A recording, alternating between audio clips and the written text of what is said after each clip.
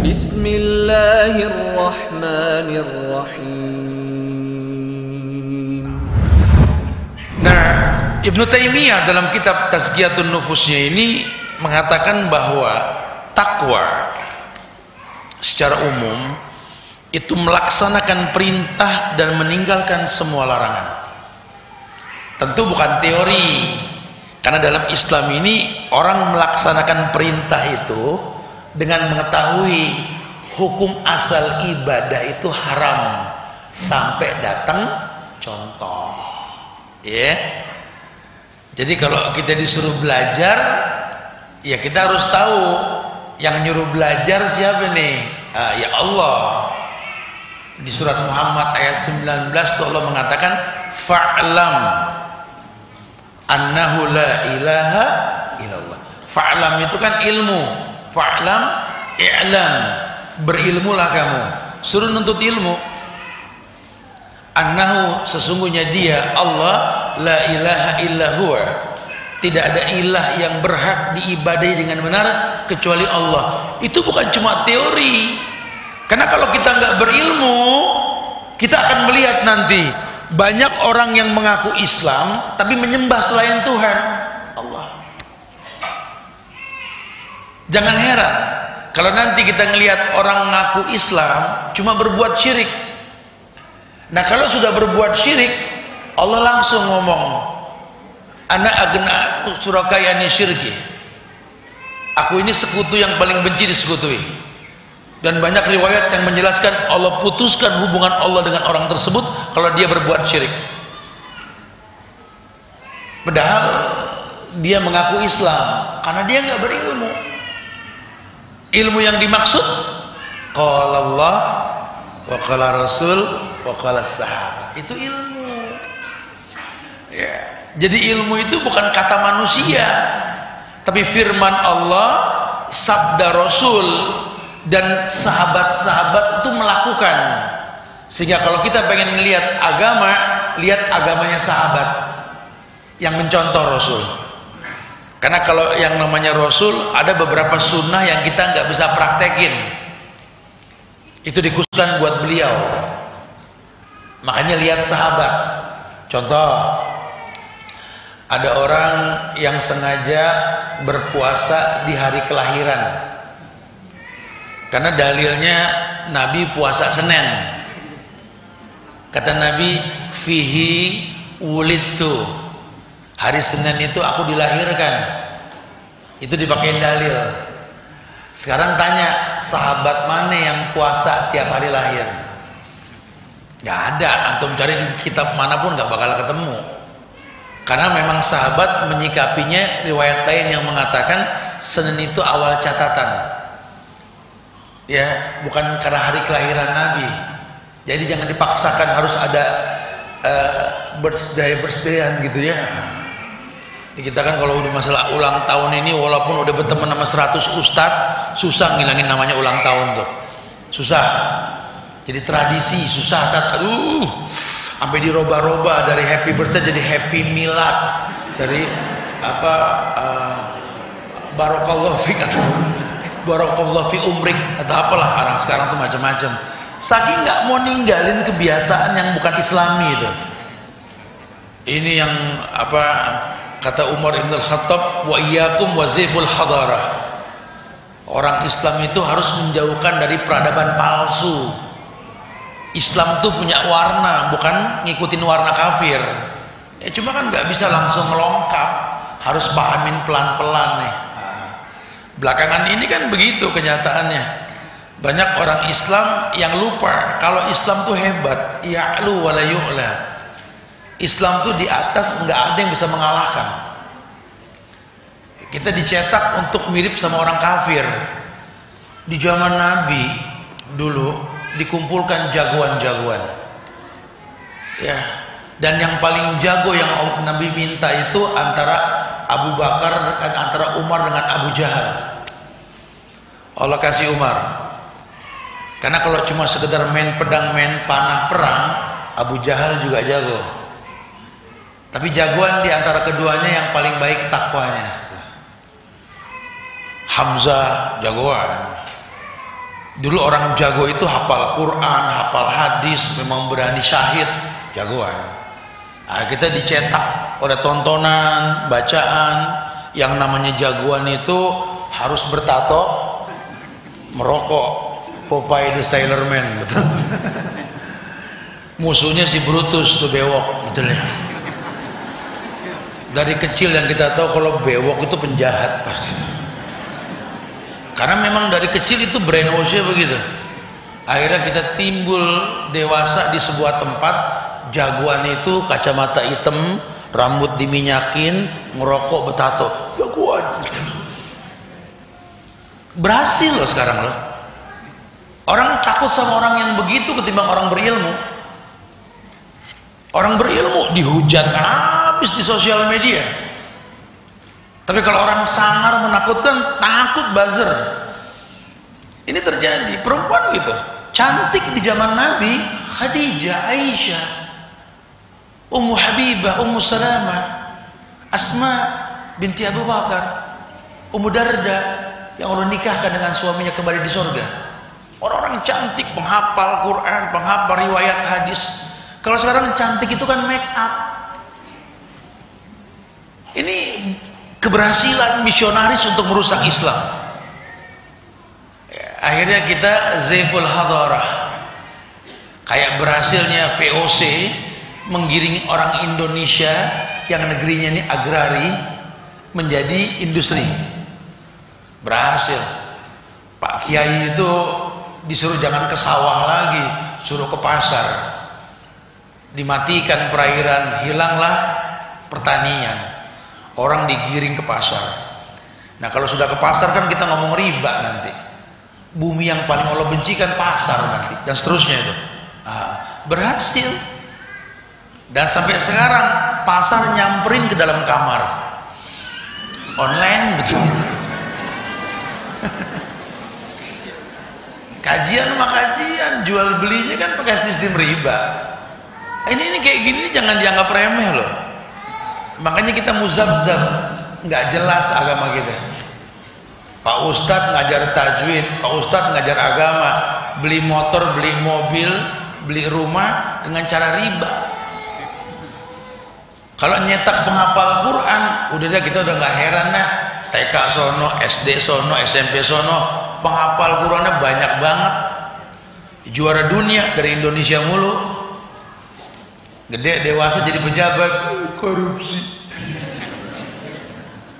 Akhirnya agama yang dicibir, menghafal Quran korupsi, begitu bahasanya. Itu terjadi gak? Terjadi. Maka saya sampaikan yang bunuh Sayyidina Ali pun menghafal Quran, namanya Ibnu Muljam. Yang jadi permasalahan waktu menuntut ilmunya itu gimana? Itu yang mesti dipertanyakan, baik si ustadznya atau orang tua yang membiayainya. Anda mau bikin masjid, menyebar proposal, minta bantuan kemana-mana, jangan dilupakan asal hukumnya haram adalah haram, halal adalah halal. Jangan bangun tempat ibadah dengan uang yang syubhat. Zakat saja nggak boleh ke masjid, karena 8 golongan nggak ada masjid di situ berkaitan dengan zakat atau ayat 60 itu. Ini kadang-kadang kita keenakan nerima bantuan dari bos-bos yang uangnya remeng gitu. Bikin yayasan begitu, sampai Pak Kiainya numpang hidup, pejabat dimintain duit, numpang makan duit pejabat, bikin yayasan. Akhirnya kiainya ngajarin agama Yahudi di masjid,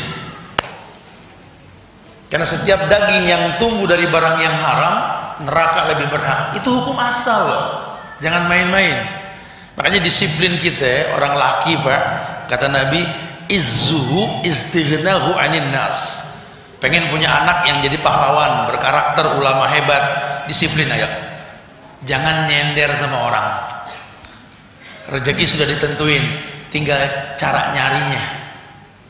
Itu nggak nambah angka rezeki yang bakal kita dapat, tapi kualitas. Ayo laki, bangun pagi, keluar. Barik li ummati fi bukuriha. Nabi doain kita biar berkah kalau pagi. Haramin tidur pagi, talak tidur pagi itu. Keluar. Ingat, sholat ala waktiha, sesibuk apapun sholat tepat waktu. Ada hal-hal yang mesti kita pahami, aturan main agama. Nanti rezeki kita berkualitas. Karena orang baik, orang nggak baik, rezekinya sama, tapi kualitasnya berbeda. Disiplin tuh. Coba antum buka biografi para ulama, lihat, nggak ada yang bapak ibunya kaleng-kaleng, nggak ada. Ini mah modal ngomel, bentak nimpuk, anak pengen jadi anak soleh, ya nggak bisa. Hari gini orang ngomel sampai main handphone, dia berisik, makanya kamu tuh gini-gini. Awas ya, cubit sentil anak timpuk. Ya Allah bu, handphone yang dibanting bu, bukan anak yang diomelin. Handphone ini hancur bisa dibeli, tapi jiwa anak yang hancur nggak bisa diobatin. Ayo dong dewasa sedikit. Jangan cuma Robbi habli minas solihin dipanjatin, tapi caranya nggak paham. Ini muskilah. Ini yang terjadi. Akhirnya PR-nya Ustadz jadi PR dia tuh. Tak doain Pak, biar anak kita bisa jawab ujian. Ini mau ulangan. Ya Allah, tiap ulangan Ustadz yang dijapri. Bu, tinggal suruh belajar, selesai nih anak. Susah. Pegel nyuruhnya tadi. Ya udah, ibadahnya rapihin biar Allah tolong dia. Salatnya susah juga kan. Ya mau orang tua minta ridho deh, biar diridoin orang tua, ridhonya Allah dari situ. Ngelawan.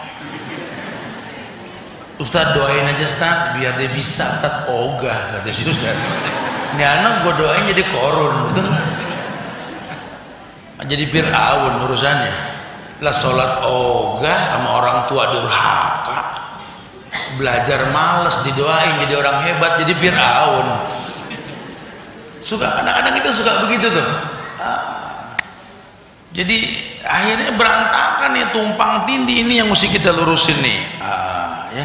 Nah, takwa dan sabar dalam agama ini berkaitan sekali dengan musa'adatillah, pertolongan Allah. Karena Allah akan tolong orang yang bertakwa. Ya, yang nggak bertakwa nggak ditolong Ustaz. Itu tanggung jawab Allah sebagai zat yang mencipta. Allahu khaliqu kulla syai' wa huwa ala kulli syai'in wakil. Allah yang mencipta, Allah yang mencukupi. Ya, ini nanti ada hal yang mesti kita pahami. Kadang-kadang Allah kasih rezeki ini orang Islam melalui orang kafir. Ya, itu masih hanya Allah. Tapi kalau sudah kita bicara minta berkaitan dengan kualitas yang kita minta ke Allah, tentu ketakwaan. Makanya diperintahkan wasta'inu bis-sabri wassalah. Minta tolong dengan sabar dan sholat. Nanti ada yang minta tolong nggak sabar nggak sholat tapi tertolong Ustaz, itu istidraj.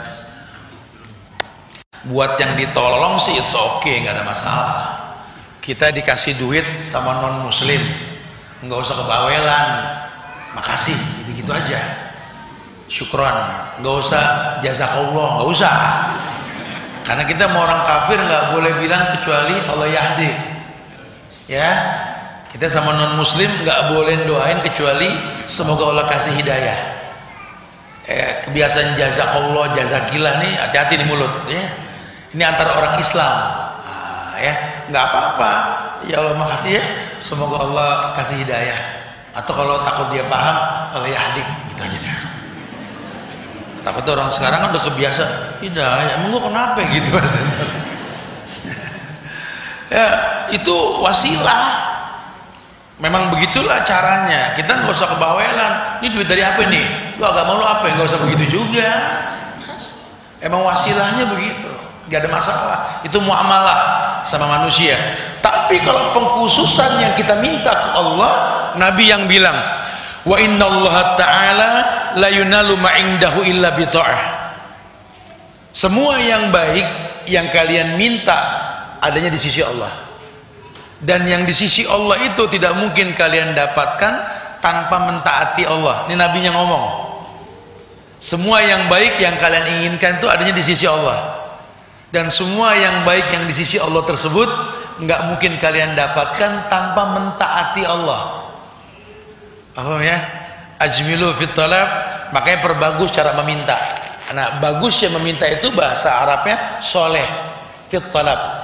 Soleh fit talab, bagus dalam meminta. Bagus dalam meminta soleh fit talab ini tentu berkaitan dengan apa yang Allah firmankan, Nabi contohkan, sahabat melakukan.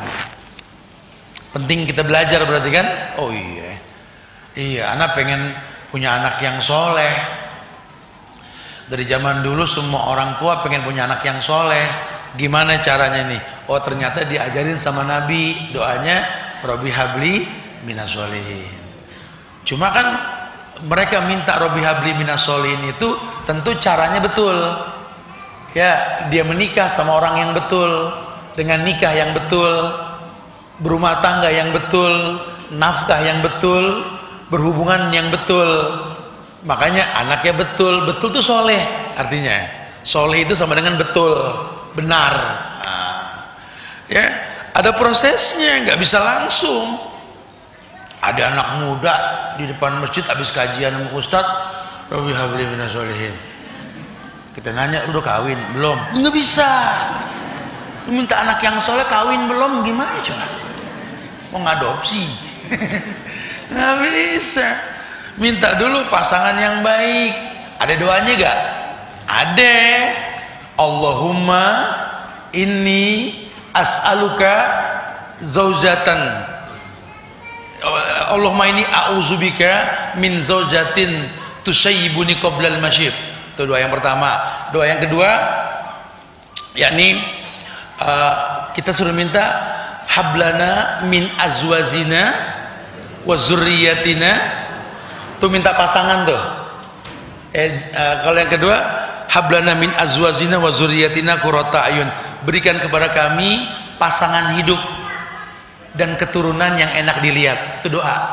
Kalau yang pertama tadi, a'udzubika min zaujatin tusayyibuni qoblal masyib.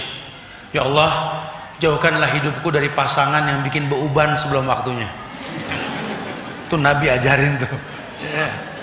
Jadi bapak-bapak, ibu-ibu kalau pegel sama pasangan baca tuh doa. Inni a'udzubika min zaujatin tusayyibuni qoblal masyib. Ya Allah, aku memohon kepadamu pasangan hidup ya Allah, dan jauhkanlah dari pasangan yang bikin aku beuban sebelum waktunya. Diajarin, dapat istikharah, nikah, baru Robbi habli. Nanti panjang tuh minta anak yang soleh. Otomatis caranya gimana? Allah kasih suami kerja di tempat yang soleh, kerjaannya soleh, dapatnya soleh. Kasih ke bini, ngolahnya soleh, ngasih makannya soleh, baru soleh. Semua ada aturan mainnya. Maka tadi kata Nabi apa? Wa inna Allah ta'ala la yunalu ma indahu illa bi ta'ah. Ajmilu fit talab. Semua yang baik yang kamu minta itu adanya di sisi Allah, yang nggak mungkin kamu dapatkan tanpa mentaati Allah. Perbagus cara meminta. Ibu jangan anggap enteng. Bapak kerjanya apa? Ngobrol, Bu. Terserah detat, saya yang penting dipakein kalung, menggelang. Itu dulu bininya Abu Jahal, bininya Abu Lahab, begitu. Nggak peduli Abu Lahab kerjaannya apa. Di akhirat Allah kasih apa di neraka? Fi jidiha hablum mim masad. Waktu hidup itu kalungnya udah kayak rantai regal. Di neraka fi jidiha hablum mim masad. Tanya Bu, nggak main-main itu. Memang bapak yang dibakar, ibu yang bawa kayu bakar di neraka. Ibu nggak dibakar, bapak yang dibakar. Cuma kan masalahnya ibu jalan di neraka, ya kebakar juga. Ada obrolan, ini kayak gini jangan main-main ini. Ya, jangan suka paksa Tuhan untuk paham yang kita mau. Sementara kita nggak ngerti yang Tuhan mau dari kita. Dulu sahabat Mu'az bin Jabal itu ketika berusia 8-9 tahun dibonceng sama Nabi. Kata Mu'az, kuntu radifan Nabi sallallahu alaihi wasallam 'alal himar. Aku ini pernah dibonceng Nabi di atas keledai. Kemudian Nabi bertanya kepadaku, mahaqullah 'alal ibad wa mahaqul ibad 'ala Allah. Hakul ibad Allah wa rasuluhu a'lam. Kata Mu'az, aku jawab, Allah dan Rasul yang tahu. Nabi tanya, apa hak Allah pada diri seorang hamba dan hak hamba pada Allah. Kata Nabi, haqqullah 'alal ibad ayya'buduhu wa la yusyriku bihi syai'an. Wa haqqul ibad 'ala Allah alla yu'adziba ma la yusyriku bihi syai'an. Dari kecil tuh diajarin masalah hak. Hak Allah pada diri seorang hamba itu untuk diibadahi, tidak disyiriki. Dan hak hamba pada Allah itu tidak akan diazab orang yang tidak berbuat syirik. Nggak dipersulit hidupnya sama Allah. Ini kok jadi sulit? Karena kita nggak didik anak untuk bertauhid. Tidak sedikit orang tua ngedidik anak nakutin sama gelapnya malam. Malam gelap, setan pulang. Awas, bapak pulang, impus. Takut sama bapak. Bapak nimbrung, mak balik, mukul lu.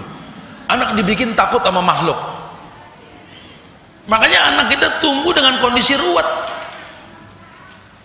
Ya, atau mungkin kita nggak bilang begitu, tapi ekspresi kita bikin muka kita garang sama anak, melotot, ngomel, nyubit, nimpuk, sehingga anak takut.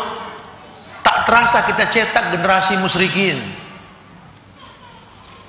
Jangan heran kalau nih anak tumbuh dalam kondisi berbuat syirik, walaupun belum syirik besar.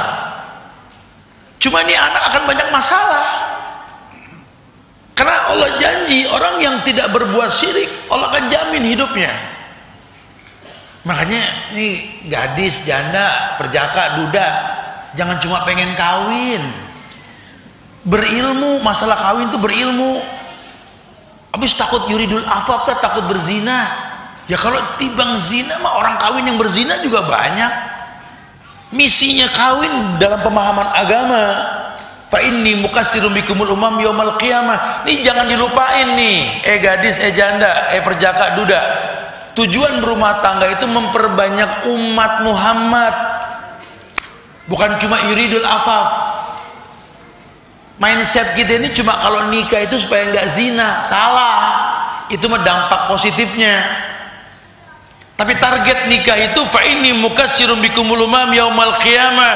Perbanyak umat pada hari kiamat. Laki ngelihat calonnya ini kira-kira jadi ibunda para ulama gak nih?